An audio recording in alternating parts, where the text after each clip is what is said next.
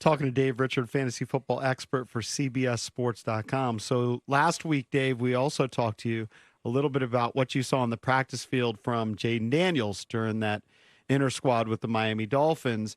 They add Noah Brown yesterday. I'm wondering, do you like any of the receivers they have not named Terry McLaurin? I do, but it's not a wide receiver. Oh, I know who you like. I know who you're going to name. It's Eck. Yep. It is Zach Ertz. Yeah, you like Zach? He's in your sleeper column. I saw he that. Is right. Yep. So you know this. I try and come up with one name every summer that this is my sleeper of the year. This is the guy that you draft with a late pick, and he's going to outperform that production, or that value, I should say. Last year was Jaylen Warren. This year it's Josh Palmer of the Chargers. I think that wide receiver has a chance to have a monster season as the number one guy in L.A.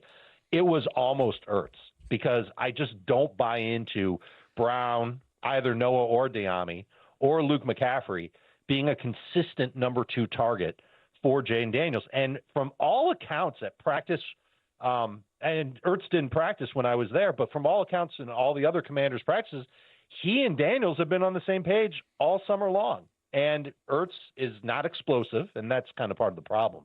But he is a good route runner. He's got really good hands, clearly good experience. No team is going to double team him.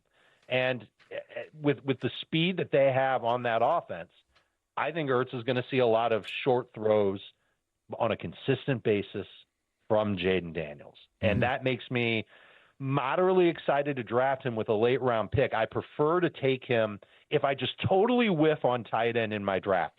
Say the first 10 tight ends go off the board, I just don't get the chance to take any of them.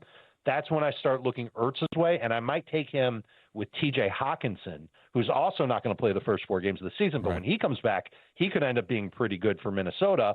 But for the time being, Zach Ertz can be somebody that maybe can get me 10 to 15 PPR points per week, depending on whether or not he scores a touchdown.